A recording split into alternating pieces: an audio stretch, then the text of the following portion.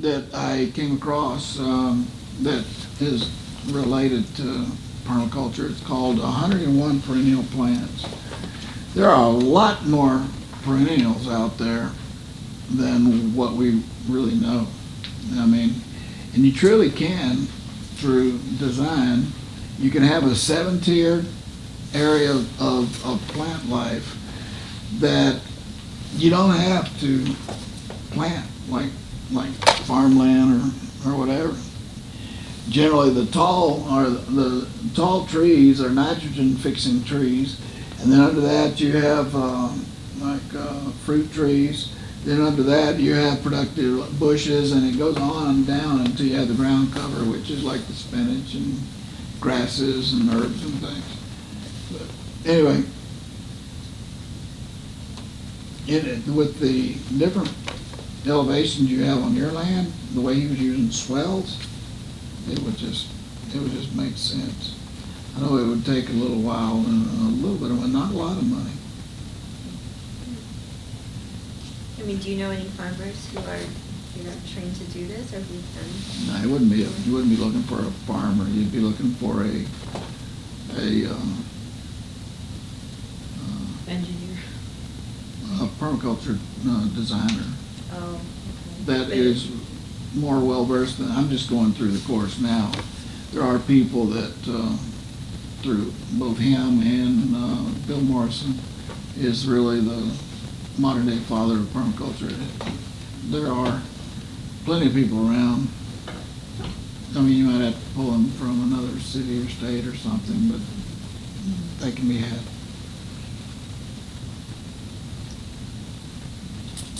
Okay, last week I kind of gave an overview and tried to set a foundation. Well, this week I want to start diving in a little bit, but no more people than we have.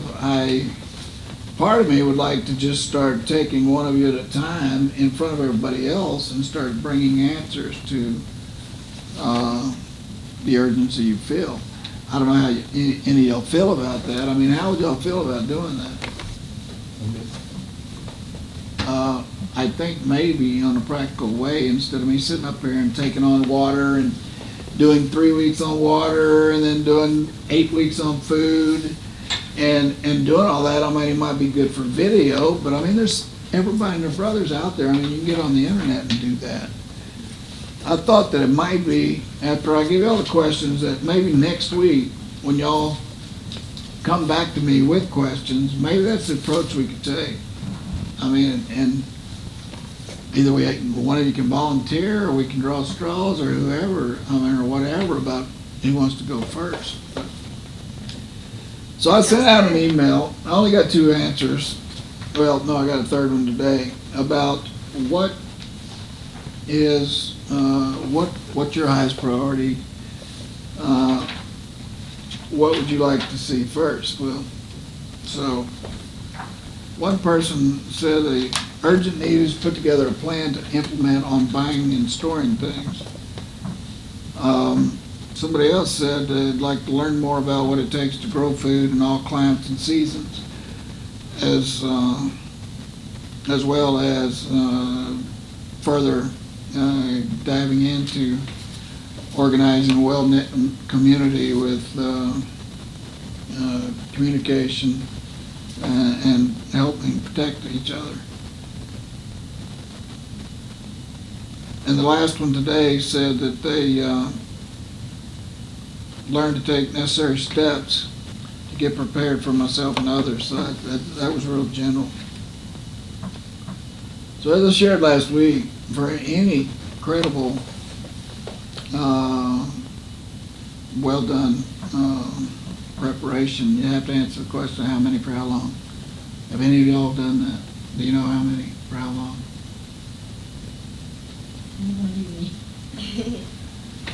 Okay. For y'all that weren't here last week. How many people? How many people, and for what How period many of time? Like I said last week, I learned this stuff. My wife and I lived on 300 acres out in the middle of nowhere in Arkansas, and we grew all of our own food, and We had power. We could be 2 years off grid if we needed to be, and so on. And the window we looked through was that we wanted to be able to supply, have supplies, tools, equipment, and materials to be able to build, repair, maintain, to take care of 20 people for 2 years. And so that was it for many years, and just about 3 years ago, I prayed that prayer again, and I got now it's 10 people for 3.5 years on a private level, and as many as possible on a corporate level. But to do preparation right, you just have to answer that question: how many people for how long? Because once you have that, then you can just establish what it is that you use, consume, or need, and it's just simple math after that. Then you know you can budget, because you can cost nearly everything out. If you can't grow it or collect it like water, you can collect it. You don't necessarily have to buy it. But I mean, if you can't grow it or collect it, then you need to acquire it and store it and so on. But it's possible to do a budget. But for me, the big thing was, with an attitude of if a little's good, more's better, I just was this hoarding mess. And I never knew when I had enough. And so it just takes that out of the equation. I don't know if y'all have any problems with greed or whatever, but there's somebody.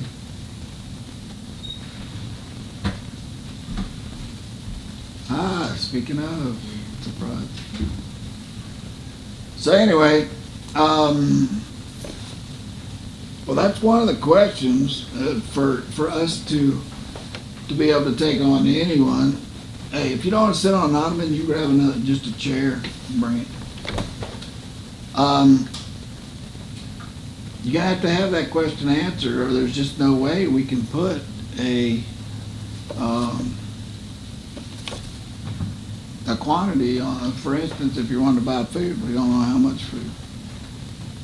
If we don't have that question answered,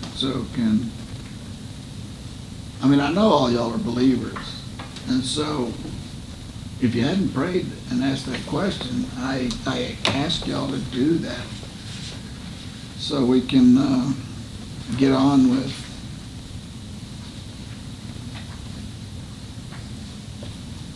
being able to help you get prepared. Okay, did everybody? I guess you didn't. Did everybody else get the the 2-page thing on the go bag? Y'all want to talk about the go bag at all? I mean, for me, I tell people that you ought to take a slow approach. I mean, kind of a segmented approach to preparation. Cover 3 days, then 3 weeks, then 3 months, and beyond. But doing a go bag would be your best. Does it just have to be one bag, or can you have 2? It's your bag. You can have. I mean, you just need to be able to either have it with you all the time, or be able to grab it and go with it. So 2 bags. I mean, sure. I know all that stuff on that table in there, plus all of my personal stuff would not fit in one bag. And then we've got all that stuff in there. Grace and I could share, but we would need to have more personalized. But think about this. I mean, as far as go bag, I mentioned this last week, but for those of y'all that weren't here, just the simple thing of you and your loved ones already, through planning, already knew your first 3 choices in meeting. If you couldn't go home, where would first, second, and third place be if your phones didn't work? I mean, when I heard somebody say that a few years ago, I thought, wow, I wouldn't even thought of that. So that's just a small part of planning out your go bag and then going beyond. So I was just thinking, like, if you have, let's say, 3 bags, could we prioritize this list? Like, what's the most important to least important, and sort them out by bags? It's your list, of course you can. Yeah. I mean, you don't have to ask my permission. I mean, it's. I would need help in determining what's like really needed and what's, or can like a family of 4, can they have 4 different bags of different stuff, assuming they're going to travel together? Or is that risky because they might be separated? Yeah, that's risky because, I mean, there's certain things that each of you need to have in your bag. I mean, Santy's is such, he's got his life so simple, he's got his life in 3 bags. And he can fit them on a motorcycle. And if he gets more than that, he gets rid of it. Like he just got rid of a pickup truck because he was feeling too weighted down. What's a jet foil? Ah, Yeah, what is hey, I was looking at? we'll get one. They're an awesome little. Is there one on the table? Yeah. Yeah, it's a neat little device. It's a 1-liter cup. It's a metal cup. It comes with this turbo little burner assembly that fits inside the cup. And then the little 100-gram fuel canister that fits inside the cup. All of it fits in the cup. And even a French press for coffee fits in the cup. You can buy the whole assembly for $99. And the refill fuel canisters are like $6, but put it together. Okay, this is the one with the French press. The label. That's how it comes. It looks just like Yeah, that. it's all self-contained.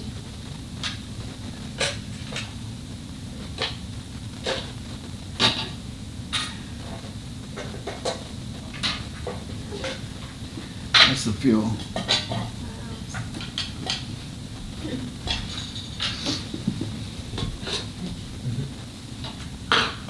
I mean, you can get this at Cabela's or whatever. It's not. You don't have to get it from me. It's not a specialty. How much is it? It's like $99 for the assembly. I can get it for you cheaper, but I can get it. I mean, I've got an account where I can get a discount. That's all it takes to start it, and this thing in less than 2 minutes, less than a minute and a half, it'll boil a liter of water. And that little thing of fuel will do it 20 times. Really? So you actually gonna light it? Well, yeah, I can do Yeah, Wow. then turn it up. See, it makes real efficient use of air versus fuel. That's great. Anyway, it. Yeah, I turned it off because there's nothing in it. yeah, it'll overheat real fast. That's great. And this is a bowl or cup, Oh, brilliant. and the French press. You touch this and it really is. Amazing. There's a stand for it. Awesome. What a really something. Have you tried all these things? We actually took this on a trip with us, and we did make coffee with it in the morning in our hotel. Yeah, and we've got. Thank you. But are any of y'all hungry? I have another little field trip thing for y'all if you want to try it. We have,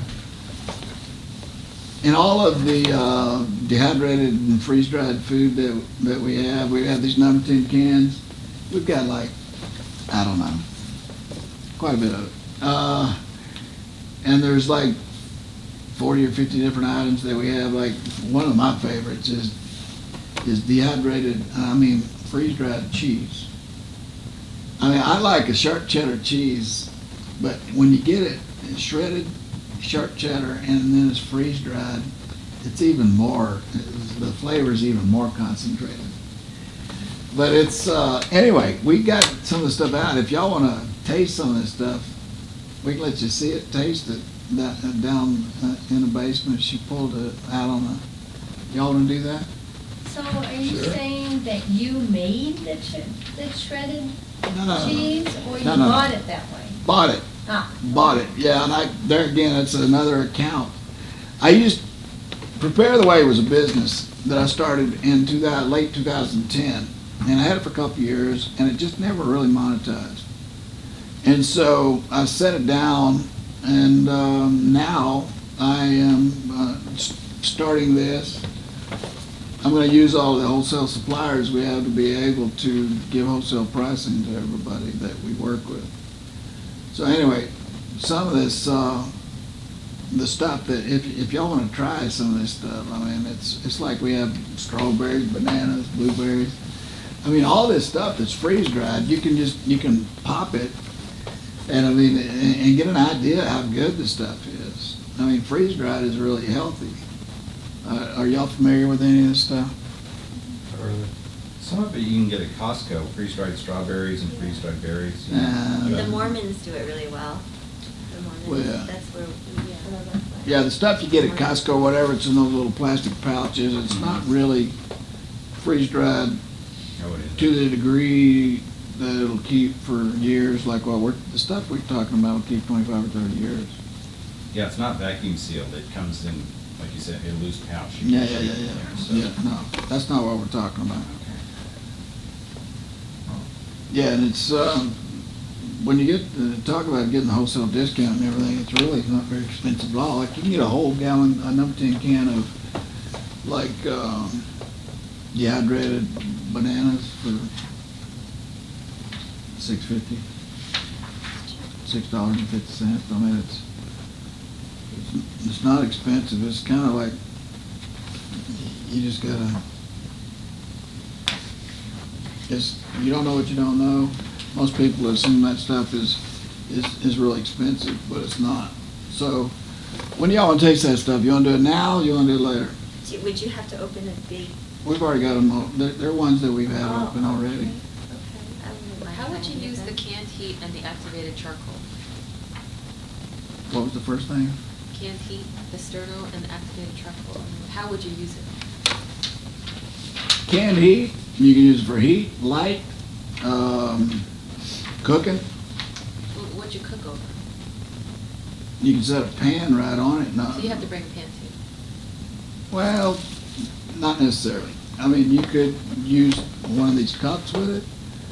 I mean, you're only limited by your imagination. It's better to have a source of energy than to not have any. Okay. And what's activated charcoal for? Oh man, it's activated charcoal is the number one best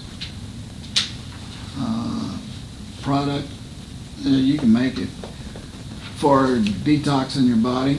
It's what they use in That's emergency right. rooms for like food poisoning or overdose or whatever.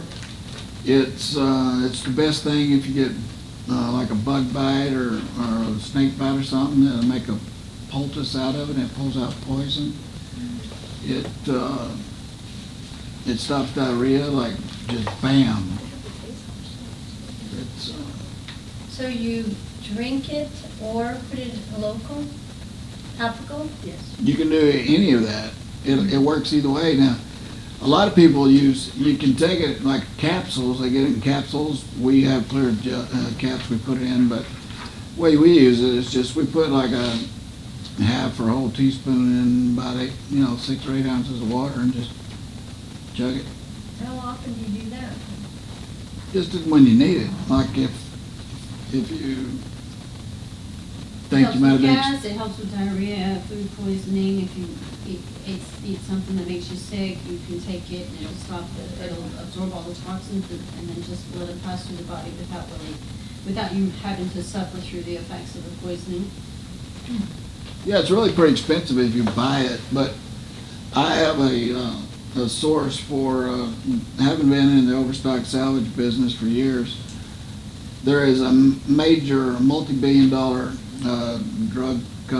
drugstore supplier that I have access to their overstock stuff, and it's like a quart jar of activated charcoal would retail for like $80, and I have quite a bit of it that we were able to get for $10 a quart, something like that. So, we have it. I wouldn't have a. You don't need a lot of it. Excuse me? You No. don't need a lot. No, you just need it when you need it. But I wouldn't have a go bag or a backpack or anything without it. If you're, like for instance, in the woods or whatever, and you're drinking some questionable water, I mean, yeah, you can get in trouble in a hurry. And you with- use your water purification tablets. Yep. Yeah, we have those too. Two 10 kW generators. And we had like 10,000 gallons of fuel stored to where there was enough to run for 2 years. I developed my own line of generators, diesel generators that I sold back then, and we got them really, really efficient. We didn't have like an alternator to keep the starting battery going because that would draw horsepower off the engine. We actually put 10-watt solar panels on the roofs of the shed where we had our generator, so it would charge the start battery. That way there wasn't another belt pulling. And we were able to run our 10 kW generators for 6 hours on a gallon of diesel. I mean, incredibly efficient. And then we had batteries and inverters, which I was talking to you about, that while the generators would run like 12 hours a day, and any power that wasn't getting used would be put in the batteries. And then in the evenings, and when not as much power was needed for heavy stuff, like washing or anything like that, we would draw lights and fans and things just off the batteries. So we only had to run the generators for 12 hours a day. There again, it's just some of the stuff that sometimes you don't know what you don't know until you kind of dive into it. And it can all be overwhelming, as Bill was talking about earlier, but it's kind of, I equate it to like in the beginning when you start reading the Bible. None of it makes sense, or it didn't to me. It's after you've been doing it a while, then things start connecting and it starts making sense. So anyway, there's yet one more handout that I want to give you. That's right here on the table. Give each person one.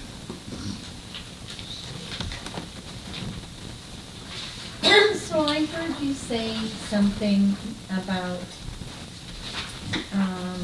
that you're familiar with the government overstock system or something, no? Okay. No, I had a business for 5 years dealing with overstock, salvage, whatever you want to call it. That's not the same thing then, right? No. Well, government overstock, we didn't deal with that. What I'm talking about is like, for instance, one of our main products in our business was cosmetics. And any manufacturer with any products, especially makeup, they manufacture, say if they do a 1 million piece run of anything, they're gonna 50,000 to 100,000 of that's gonna be overstock. They just do it because they never want a store to call up and they don't have something. So there's like always a 10% redundancy. And so we were in the business of buying that stuff, and instead of paying $7 like retail, we would get it for 25 to 50 cents a unit. And we would sell it all over the world through our website and others like eBay, Amazon, and others, and we would sell it for $2 to $4 and have a heck of a spread. And so there's that same redundancy in nearly anything sold in any store. Food products, I mean, 30 to 40% of all food consumed in the United States, 30 to 40% of the food produced goes to waste. So it's the same thing with some of that. And it's amazing when you get into that world, you just realize that there's not many things that you should have to pay retail for.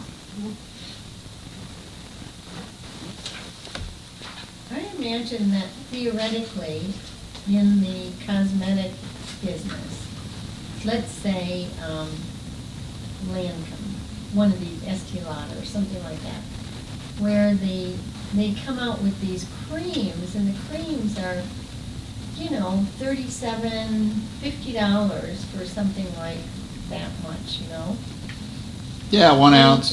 But if they were going down the assembly line, and let's say the label's on slightly tilted or something, so they can't really sell it, what do they do with those? Where the cream is, maybe they hadn't put the cream in yet, but in my example, maybe that's the answer. But if they had, and it was slightly, quality control says it's a little bit slanted or something, what do they do with those? The manufacturer wants it destroyed, Oh. but reality is employees get the stuff out the back door. And so it goes into the system, and that cream that might retail for $59 gets sold for $5 or $6, and people like me would get it and sell it for $12 to $15. Otherwise, you wouldn't know if you were buying it on Amazon if it was real, right? Well, not so much on Amazon. Probably eBay would be more of a place where that would end up. And of course, with our business, it was One Tree Investments was the name of our website and business. We had clients all over. And to give an example, different parts of the world are different hotspots for different brands, but in Australia, Revlon was huge. Something that retails for $7 here would sell for $37 there. And so when we were getting at 50 cents to $1, and we could sell there for $6, $7, and then the people there would just really clean up. That's the way the world is. I mean, it's just, you gotta supply and demand. United States products are not, they're getting less and less clout. I think globalization is kind of taking away some of that, but still, in general, you can always find something wholesale or less if you're willing to take the time to do it. That's what I'm going to try to help y'all do with preparation supplies. So anyway, the handout that I just gave y'all, for me, for practical intent and purpose today, is to give y'all yet some more questions that you might not know to ask yourselves, and to get you thinking about this stuff, so we can come back together next week and beyond and start answering some of those questions. So I just think that that's going to be a better approach, instead of me just sitting up here being a talking head. I would rather be getting to specifics for each of you individually.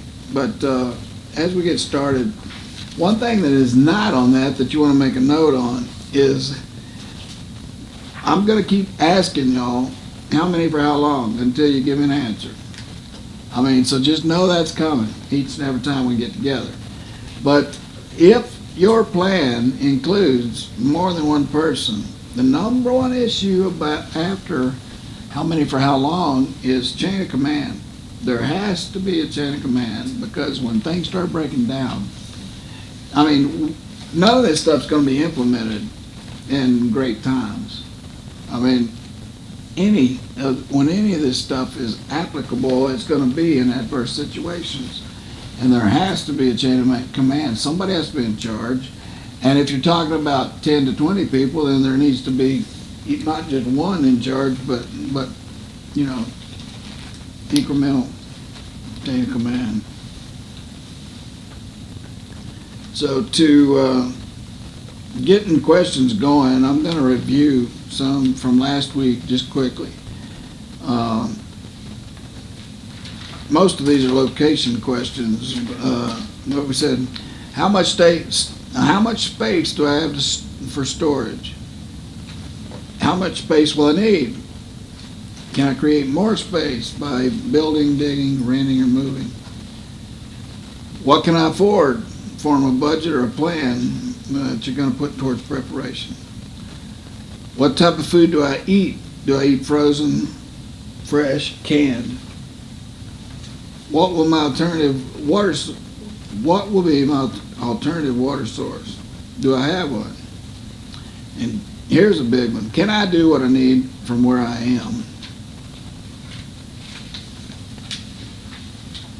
Now the topics again that I plan to cover is going to be food, water, power, security, medical, finances, communication, sanitation, important document safety, efficient shelter and housing, and then teaching, helping others. Any of y'all, any questions so far, or something you want to get into? So I have the same questions that y'all have in front of you.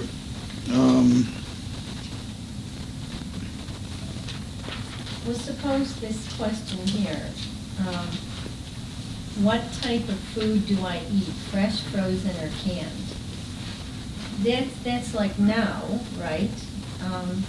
But if there was a crisis, we don't really have that option. Or would you have a whole bunch of canned food stored as well? Or Yeah, operating under the premise that I've said it over and over last week is a good plan is a plan that gives you the most choices, because the more choices you have, the more chance you have of being able to live in dignity in a wide variety of adverse situations. So yeah, I have the freeze-dried, dehydrated, because there's more concentrated food. If I was to have to pack up and go somewhere, I'd grab a few cases of that because I know it would last me longer. That and some good water filtration so I know I could rehydrate. But I also have frozen, we've got fresh, we've got canned, I can get canned goods cheap. It's one of those salvage things that I can get and that I can help y'all get. I intend to get a current salvage list of canned goods. I don't know, do any of y'all utilize canned goods in your daily lives, or are y'all mainly fresh or what? We'll do a lot of canned. The only canned I have is like salmon. Tuna and salmon. Yeah. Okay. Well, I keep vegetables and all kinds of stuff in cans. We don't use it all the time. Sometimes I do when I'm making soup. But anyway, that's just. For emergencies, probably. Well, yeah, you don't even have to heat it up. I mean, you can eat right out of a can if you need to. We can open. I use a lot of tomato products, canned tomato products. That's one thing. Yeah, diced tomatoes, especially tomato paste, to really flavor soups real well.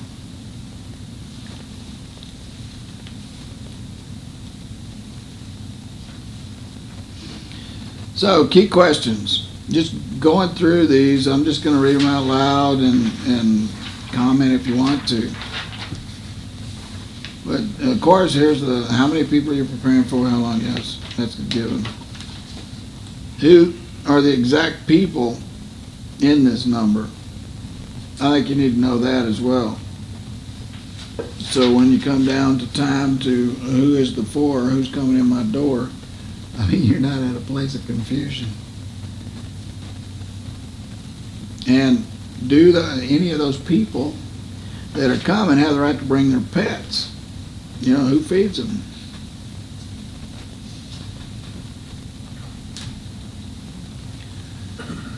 Number 4 is a real big one. Who, what, or how are decisions made? You know, to ration, or how much, how long? I mean, those are hard questions, but it's when you talk about putting together a plan, it has to be part of the plan. And the people that you're talking about letting in your door or being part of your number, they need to be on board with the answers that you come up with. And a lot of this stuff isn't stuff I can do for you. I mean, you can ask me, you know, my opinion, and I'll give it to you, but I can't answer these questions for you.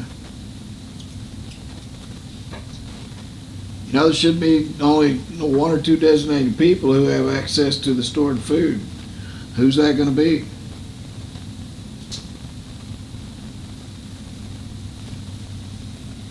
Number 6, we've covered.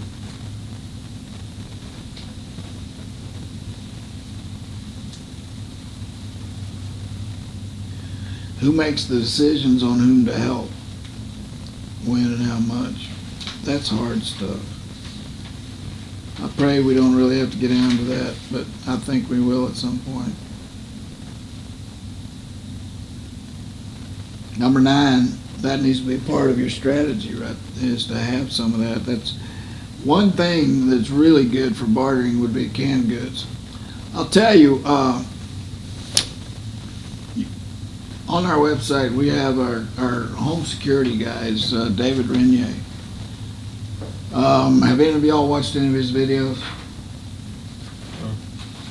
He looks like a mountain man. He's this big old, he's like 300 pounds or better. Probably more than that.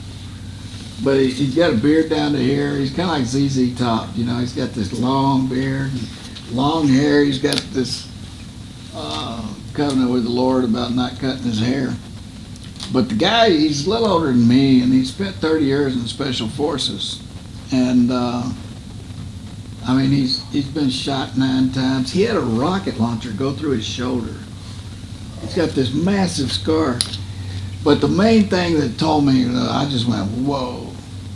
It's back in the, before the Cambodian War was public knowledge. He was part of 200, he's one of 200 men that was airdropped in just to kind of wreak havoc and stir things up. And 7 years later, he was one of only 2 guys that made it out alive. So, I mean, I pay attention to the guy when he's got something to say about, you know, preparation or adverse situations or whatever. I listen to the guy. And he owns a gun shop now called Armageddon Armory up in Idaho. So anyway, he has his top 10 list of items of value in bad situations. He said he's been in 4 countries when there was like meltdown situations. A couple of them were economic, others were war. He said, but things of value just change. He said, when people have to take what they can, walk and go, it's a whole different ballgame. He said he could see dirt roads where people were leaving jewelry. They were walking over it. It was just getting trampled in the dirt because, anyway, he said the top 5 are, I can remember them. The number 1 thing was ammunition.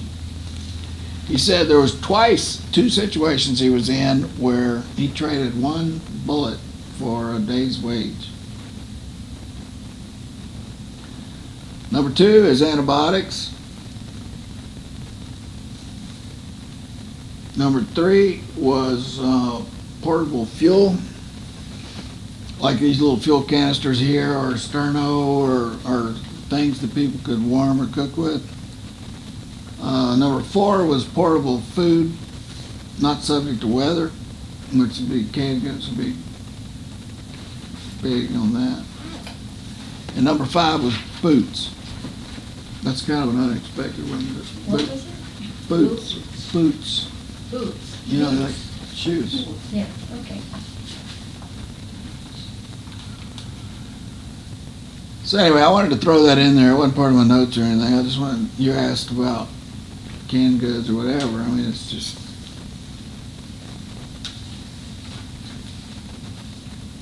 One of the things you don't have on here Okay. is a candle. And my understanding is that, like, we have Lake Tahoe, you know, where people go skiing, and sometimes their cars, let's say there's a traffic jam, and the cars can now and then actually run out of gas, you know, because they're trying to keep their warm in their car, but they're bumper to bumper. And my understanding is that in a car, if you had one candle, this is from a guy that I know that went to, he was enlisted in the Army, Air Force for the Iraq War. Well, anyway, if you had one candle in your car and you put it just on the dashboard, that would keep the whole car warm. So that's all you need, because Wow. so if these people had a candle, and a match in their car, they actually, would have been saved. And sometimes people, die because they're too cold. I grew up in Montana, that's not true. I tried it. But, Of course, it gets 30 below in Montana, so if it gets cold enough, the candle doesn't work. And that's like, I think you're talking about California weather, I mean, in the mountains, Yeah. but, In the mountains, yeah. I mean, Lake Tahoe doesn't get that cold. Yeah, where I live, it got pretty cold. Hey, Grace, you watching the time on the tape? That's, Okay. I mean, yeah, you're probably right, just because it's California. But, I mean, obviously you have to have something to start a fire. I mean, if you're out in the woods, you can get out of your car, and go start, gather some wood. If it helps to know what kind of foliage, like dead pine needles, go right up, dried leaves. If you get it underneath the tree in a certain, just the leeway of the tree, there's certain techniques that you can use so you'll stay warm. And they're natural shelters where the snow builds a shelter for you. And those type of things are invaluable. I've heard stories where a guy was up hunting and, spent a couple nights out on a ledge. He felt falling down on a ledge and broke his leg or something. He had spent a couple nights up there, but he had limited supplies on the ledge, but he used what he had to keep himself warm. And this isn't like 30 below weather. Mm-hmm. And he didn't have his jacket and his mitts and that type of thing. But he knew how to use the things around him. Mhm. And so I don't know. Yeah. Candles. No, I guess it doesn't work. It doesn't work in like extreme weather. Mm. I don't think. Otherwise, it probably does.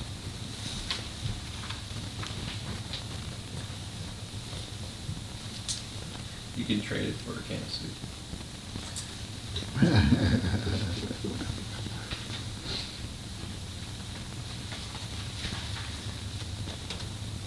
Oh, wow, yeah. What food storage is excess for bartering or trade? Who executes those trades? Who figures out who is a worthy trading partner? Who do we trust? What are qualifying factors? When do we show force to protect the group's stored supply? Wow. What if I have more supply than anyone else in the group? How does it get split up? Does your group have the equipment, tools, etc. to utilize stored food, like grain grinders, pressure cookers, mason jars with lids, or buckets? Yeah, we'll get into all this stuff.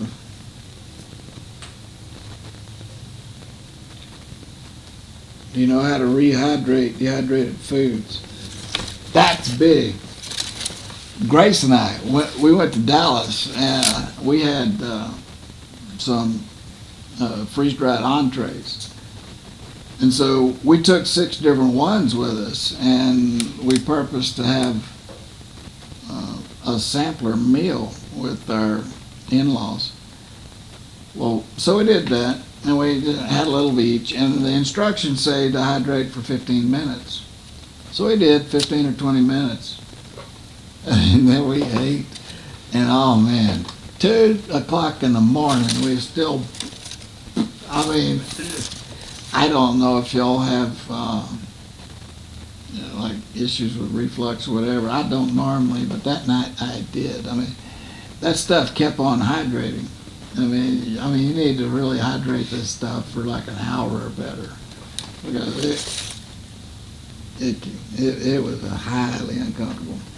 And I would suggest don't ever buy any freeze-dried anything that's got shrimp in it. One of our entrees had shrimp. Oh my gosh. Oh, it was awful. We kept it just for the purpose of killing skunks or something. I mean, it was so nasty. It was expensive too, but it was nasty.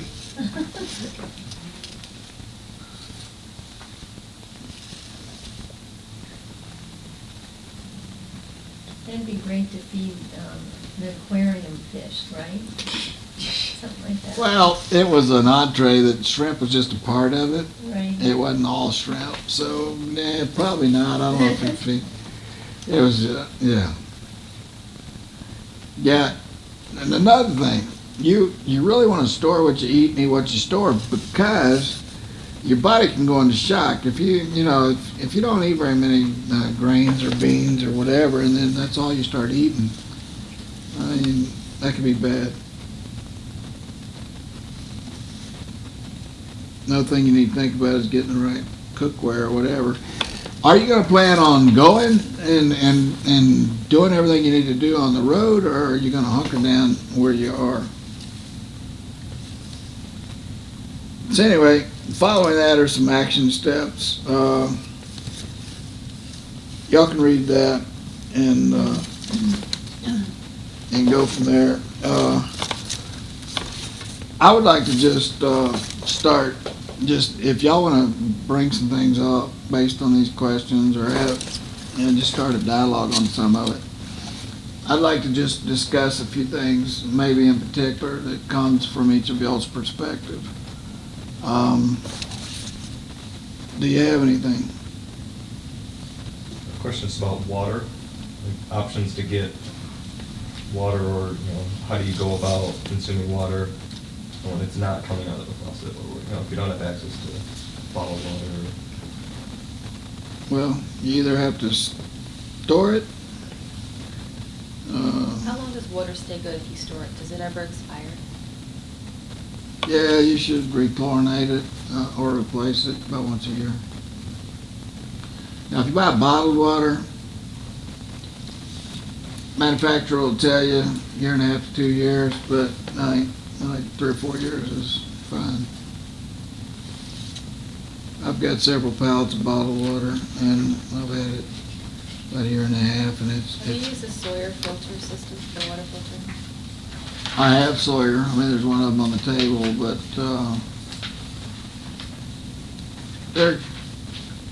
they like Berkey, they're expensive.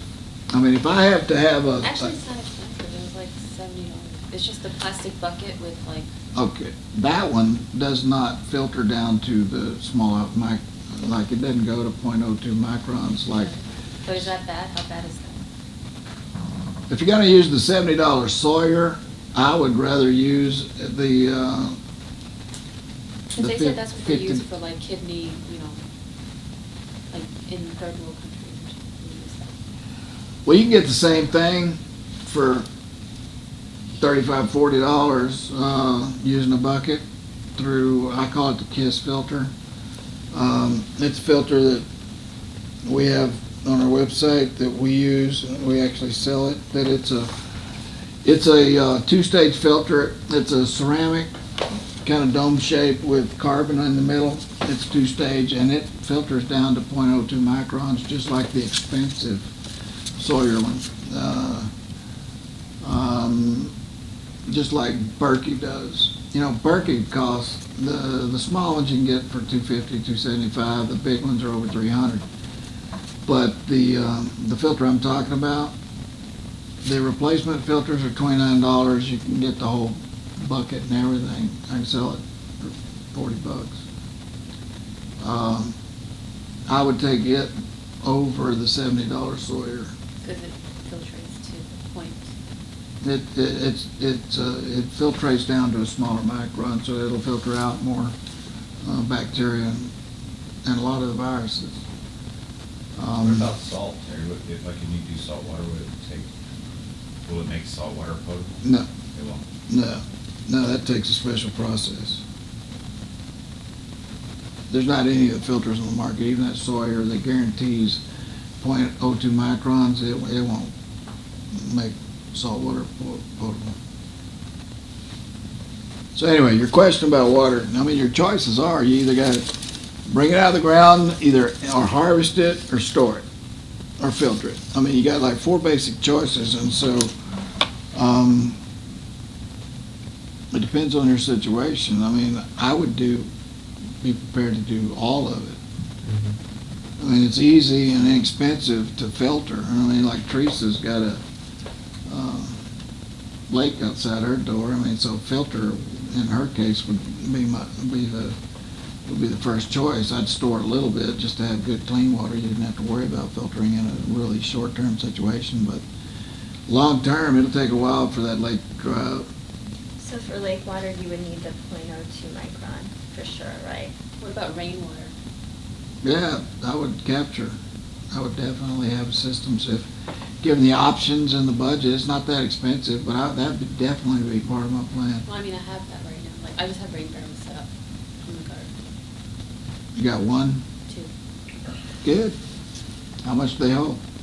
55 gallons. That's 110 gallons? Well, I'm just using it to water my garden right now, Yeah. but I figured, you know. Well, yeah, and it's set where it has an overflow to where it freshens itself every time it rains, right? Good. As far as storing water, I mean, those IBC containers are great. They're 275 gallons each. So y'all heard me talk about that last week. Are you familiar with IBC containers? No. They're big 275 gallon airtight containers that it's pretty much an industry standard. It's what we use to store all of our bulk food in. But I use it for water storage, fuel Is it storage. plastic or is it plastic? It's on Grace is gonna get something to give you. It's got pictures of But it, but it's like, not the bad plastic, right? It doesn't have that. no, it doesn't Yeah. radiate into the food. It doesn't, no, it's food grade. Chair, I have to go make my notes up from a study session. All right, Thank you. see ya. Nice to meet all of you. So these are pricing. If you only had one filter that it had to serve as your, as a quality filter, it'd be in your go bag, and for everything else, if I could only choose one, I would buy the PTWN Pocket.